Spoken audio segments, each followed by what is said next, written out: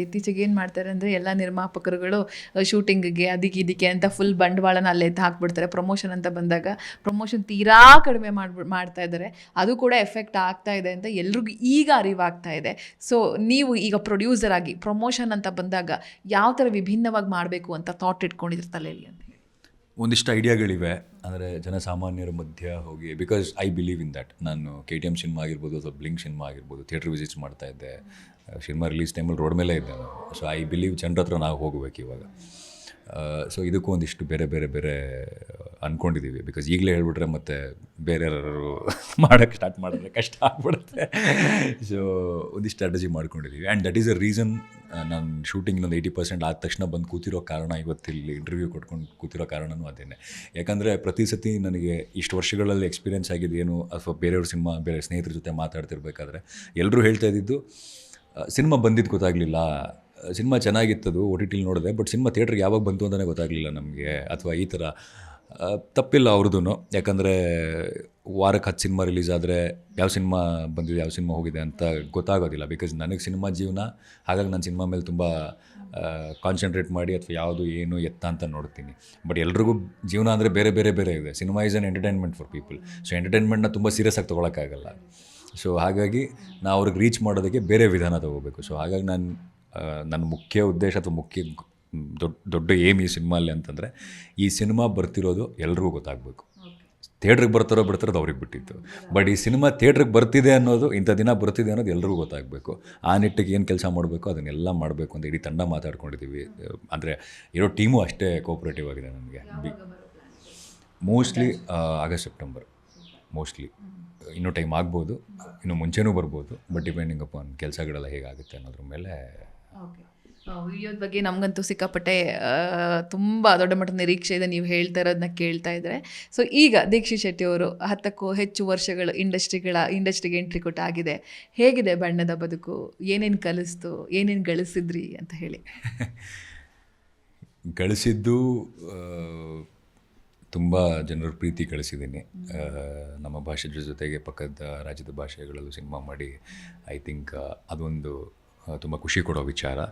And ಗಳಿಸಿದ್ನೆಲ್ಲ ಈಗ ಇದಕ್ಕೆ ಹಾಕ್ತಾಯಿದ್ದೀನಿ. ಈಗ ಗಳಿಸ್ತಾ ಇರೋದನ್ನು ಇದಕ್ಕೆ ಹಾಕ್ತೀನಿ. ನೆಕ್ಸ್ಟು ಕಮ್ಮಿ ಆಗಿದೆ ಸ್ವಲ್ಪ. ಸೊ ಈಗ ಹೋಗ್ಬಿಟ್ಟು ಕೆಲಸ ಮಾಡ್ಬಿಟ್ಟು ಮತ್ತೆ ಬರೋ ಪೇಮೆಂಟು ಇದಕ್ಕೆ ಆಗುತ್ತೆ. ಅದು ಬಿಟ್ಟು ಚೆನ್ನಾಗಿದೆ ಬದುಕು. ಇಷ್ಟು ವರ್ಷಗಳ ಕಾಲ ಕೆಲಸ ಮಾಡ್ತಾ ಇವತ್ತಿಗೆ ಇನ್ನೂ ಕೆಲಸ ಮಾಡ್ತಾಯಿದ್ದೀವಿ. ಆ್ಯಂಡ್ ಇಲ್ಲಿ ನಾವು ಸರ್ವೈವ್ ಆಗೋದಕ್ಕೆ ಸಾಧ್ಯವಾಗಿದೆ. ಇಲ್ಲೊಂದು ಜೀವನ ಕಂಡ್ಕೋತಾ ಇದ್ದೀವಿ ಅನ್ನೋದೇ ಭಾಳ ದೊಡ್ಡ ವಿಚಾರ. ಯಾಕಂದರೆ ಕಲಾವಿದ್ರಿಗೆ ಭಾಳ ಕಷ್ಟ ಇದೆ ಇವತ್ತು. ಇದೇ ಫೀಲ್ಡಲ್ಲಿ ಜೀವನ ಕಂಡುಕೊಳ್ಳೋದಿದೆಯಲ್ಲ, ಇನ್ನೊಂದು ಸೋರ್ಸ್ ಆಫ್ ಇನ್ಕಮ್ ಇಲ್ಲದೆ ಜೀವನ ಕಂಡುಕೊಳ್ಳೋದಿದೆಯಲ್ಲ, ತುಂಬ ಕಷ್ಟದ ವಿಚಾರ ಅದು. I think I am blessed ಆ ವಿಚಾರದಲ್ಲಿ. ಇವತ್ತಿಗೂ ನನ್ನದೇ ಯಾವಾಗಲೂ ತುಂಬ ಹೆಮ್ಮೆಯಿಂದ ಹೇಳ್ಕೊತೀನಿ. ನಾನು ಏನೇ ದುಡಿತಾ ಇರೋದು ಇವತ್ತು ಇಡೀ ನನ್ನ ದುಡಿಮೆ ಚಿತ್ರರಂಗದ ದುಡಿಮೆನೆ ಅಂತ. ಸೊ ಆ ರೀತಿ ಚಿತ್ರರಂಗ ನನ್ನ ಸಾಕ್ತಾ ಇದೆ. ಸೊ ಅದಕ್ಕೆ ಭಾಳ ಖುಷಿ ಇದೆ. ಇನ್ನು ಅದೊಂದು ಮಾತಿದೆ, ಈ ಬಣ್ಣದ ಬದುಕು ಹೇಗೆ ಅಂತಂದರೆ ಒಂದು ಬೆಂಕಿನ ಚೆಂಡಿನ ಹಾಗಂತೆ. ದೂರದಲ್ಲಿ ನಿಂತು ನೋಡ್ತಿರುವಾಗ ತುಂಬ ಆಕರ್ಷಣೆ ಆಗಿರುತ್ತೆ ಆ್ಯಂಡ್ ನಮ್ಮನ್ನು ಸೆಳೆಯುತ್ತೆ. ಹತ್ತಿರ ಬಂದು ನೋಡಬೇಕು, ತುಂಬ ಖುಷಿ, ಏನೋ ಮಜಾ ಇದೆಯಲ್ಲ ಅಂತ ಅನಿಸುತ್ತೆ.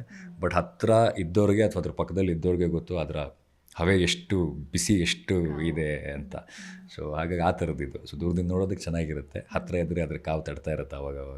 ಬಟ್ ಅದನ್ನು ಸುಧಾರಿಸ್ಕೊಂಡು ಮುಂದಕ್ಕೆ ಹೋಗ್ತಾ ಇರಬೇಕು. ತೆಲುಗು ಇಂಡಸ್ಟ್ರಿಯಲ್ಲೂ ಕೂಡ ತಮ್ಮದೇ ಆದ ಹೆಸರನ್ನು ಮಾಡಿದ್ದೀರಾ. ಈಗ ದಸರಾ ಅಂತ ಬಂದಾಗ ಕೀರ್ತಿ ಸುರೇಶ್ ಆಗಿರ್ಬೋದು, ನಾನಿ ಆಗಿರ್ಬೋದು, ಇವ್ರ ಜೊತೆಲ್ಲ ಟೈಮ್ ಸ್ಪೆಂಡ್ ಮಾಡಿದ್ದೀರಾ. ಅವ್ರ ಬಗ್ಗೆ ನೆನ್ಪು ಮಾಡೋದಾದರೆ ಹೇಗಿದೆ? ಅಂದರೆ ಇಲ್ಲಿಂದ ಅಲ್ಲಿ ಹೋಗಿ ಈಜೋದು ಅಷ್ಟು ಈಸಿ ಇಲ್ಲ. ಅಷ್ಟು ಈಸಿಯಾಗಿ ಯಾರು ಕೂಡ ನಮ್ಮವರು ಅಂತ ಒಂದೇ ಸತಿ ತಗೊಳ್ಳಲ್ಲ. ನಿಮ್ಗೆ ಹೇಗಿತ್ತು ಅಂತ ಹೇಳಿ ಅಲ್ಲಿ ಜರ್ನಿ ಹೋದ ಸಂದರ್ಭ? ಖಂಡಿತವಾಗ್ಲೂ ಎಫರ್ಟ್ಸ್ ತುಂಬ ಇತ್ತು, ತುಂಬ ಹಾರ್ಡ್ ವರ್ಕ್ ಇತ್ತು ಅದ್ರ ಹಿಂದೆಗಡೆ. ಬಟ್ ಇವತ್ತಿಗೆ ನೋಡಿದಾಗ ಇಷ್ಟು ಬೇಗ ದಿಯಾ ಮಾಡಿದ್ರು, ಸಡನ್ನಾಗಿ ದಸರಾ ಮಾಡಿದ್ರು, ಎಷ್ಟು ಈಸಿ ಆಗೋಲ್ಲ, ಟೈಮ್ ಇಷ್ಟು ಬೇಗ ಚೇಂಜ್ ಆಯಿತು ಅಂತಾರೆ. But it took 11 years for that. So ಸತತವಾದ ಹಾರ್ಡ್ ವರ್ಕು, ಕನ್ಸಿಸ್ಟೆನ್ಸಿ, ಸೊ ಅದು ಸಾಧ್ಯವಾಗಿತ್ತು. ಆ್ಯಂಡ್ ಅವ್ರ ಬಗ್ಗೆ ಹೇಳಬೇಕು ಅನ್ನೋದಕ್ಕಿಂತ ಹೆಚ್ಚಾಗಿ ಅವ್ರ ಜೊತೆ ಎಲ್ಲ ಇದ್ದಾಗ ಒಂದು ಅರಿವಾಗಿದ್ದು, ಅವರೆಲ್ಲ ಸ್ಟಾರ್ ಆಗಿರೋದು there is a reason behind that. There is a very strong reason behind why they are stars. Because ಅವ್ರು ಕೆಲಸ ಮಾಡುವ ರೀತಿ ಆಗಿರ್ಬೋದು, ಕೆಲಸಕ್ಕೆ ಅವ್ರ ಅಪ್ರೋಚ್ ಆಗಿರ್ಬೋದು, ಮತ್ತು ಅವ್ರಿಗೆ ಕೊಡುವಂಥ ಇಂಪಾರ್ಟೆನ್ಸ್ ಆಗಿರ್ಬೋದು. ಸೊ ಅದನ್ನೆಲ್ಲ ಪಕ್ಕದಲ್ಲಿ ಕೂತು ನೋಡಿದಾಗ ಓಕೆ, ಯಾರೂ ಇವ್ರ ಟೈಮ್ ಚೆನ್ನಾಗಿತ್ತು, ಇವ್ರಿಗೆ ಲಕ್ಕಿತ್ತು ಅಥವಾ ಇನ್ನೊಂದಿತ್ತು, ಅದೆಲ್ಲವೂ ಸುಳ್ಳು.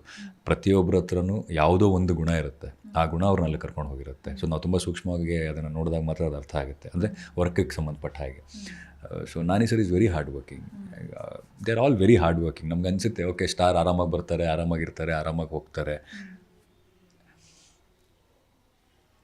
ನಾವು ಹಂತವಾಗಿ ಬೆಳೀತಾ ಇದ್ದ ಹಾಗೂ ಕೆಲಸ ಇನ್ನೂ ಜಾಸ್ತಿ ಕಷ್ಟ ಆಗ್ತಾ ಹೋಗುತ್ತೆ, ನಾವು ಟಫ್ ಆಗ್ತಾ ಹೋಗ್ತೀವಿ ಅಷ್ಟೇ. ಸೊ ಕೆಲಸ ಈಸಿ ಆಗ್ತಾ ಹೋಗಲ್ಲ. ಬಟ್ ನಾವಿಲ್ಲಿದ್ದಾಗ ಅನಿಸುತ್ತೆ ತುಂಬ ಈಸಿ ಆಗ್ಬೋದೇನೋ, ಮೇಲೆ ಹೋದರೆ ಸಿನಿಮಾ ಟು ಸಿನಿಮಾ ಹಿಟ್ಟಾದಷ್ಟು ಕೆಲಸ ಕಮ್ಮಿ ಆಗುತ್ತೆ. ಐ ಥಿಂಕ್ ಕೆಲಸ ಜಾಸ್ತಿ ಆಗ್ತಾ ಹೋಗುತ್ತೆ, ಜವಾಬ್ದಾರಿ ಜಾಸ್ತಿ ಆಗ್ತಾ ಹೋಗುತ್ತೆ. There are too many things to take care.